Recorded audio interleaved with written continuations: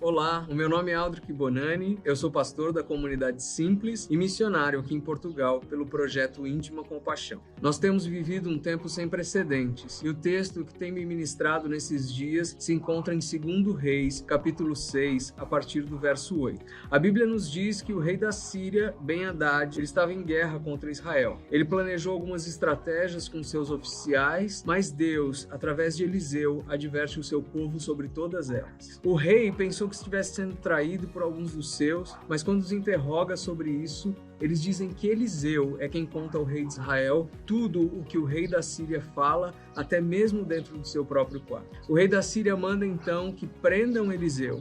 Eliseu é encontrado em Dotã e para lá Ben-Hadad envia uma grande tropa, cavalos e carros de guerra. Eles chegam à cidade de noite e a cercam. E então nós chegamos ao versículo 15 que diz assim: E quando o servo do homem de Deus havia se levantado cedo e saído, eis que um exército cercava a cidade, tanto com cavalos quanto com carruagens. E o seu servo disse a ele: Ai, meu mestre, como faremos? O moço de Eliseu diz: O inimigo nos cercou. Você já se sentiu cercado? Cercado pelo medo, pelas tentações, pela tristeza? Talvez o nome do seu inimigo seja outro, mas com certeza o objetivo dele é o mesmo: levá-lo cativo. E quando nós estamos cercados, nós somos tomados pelas dúvidas. O moço, ele pergunta: o que devemos fazer? Nesses momentos, nós certamente queremos uma resposta clara, alguém que nos diga passo a passo o que fazer, mas não é essa a resposta de Eliseu. A resposta do profeta se ampara na fé, e ele responde: não temas, porque mais são os que estão conosco do que os que estão com eles. Não temas. Não é uma frase vazia para trazer um consolo ou uma esperança natural. Ela é uma declaração de fé. Não temas, porque mais são os que estão ao nosso lado do que aqueles que estão contra nós. Tomado pela dúvida, o moço de Eliseu se esqueceu de um fator muito importante nessa equação: Deus. E Eliseu, ele não apenas declara o que ele está espiritualmente discernindo, mas ele manifesta isso. E no versículo 17 nós lemos: E Eliseu orou e disse: Senhor, rogo-te, abra os seus olhos para que ele possa enxergar. E o Senhor abriu os olhos do moço e ele viu. E eis que o monte estava cheio de cavalos e carruagens de fogo ao redor de Eliseu. Os olhos do moço se abrem. Então ele vê que ao seu redor há um exército muito mais poderoso, ao exército de Deus. Ele não estava sozinho, ele não dependia só de um profeta, mas eles dois dependiam de um Deus que olha para nós em todo o tempo. Após isso, Eliseu ora para que os seus inimigos sejam feridos de cegueira, e assim ele os conduz para outro caminho, até Samaria.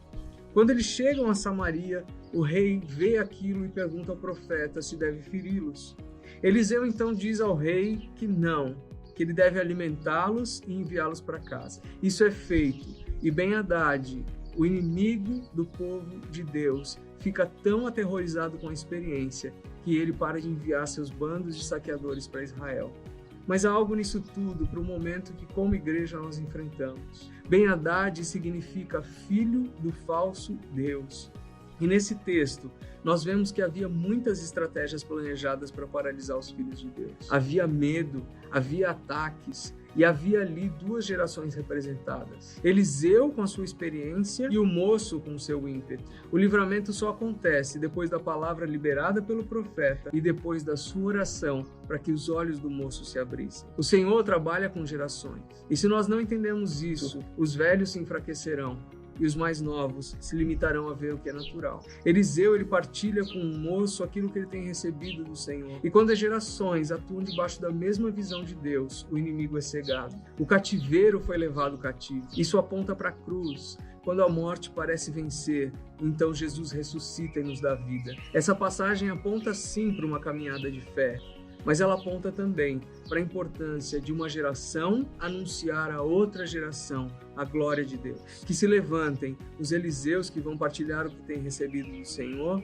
e que se levantem os moços que vão se mover naquilo que têm aprendido com a experiência das gerações que antecederam.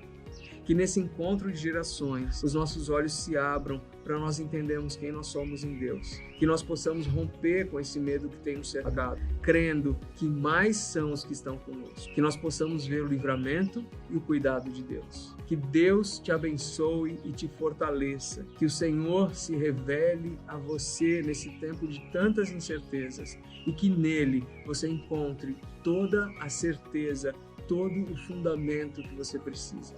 Que Deus te abençoe.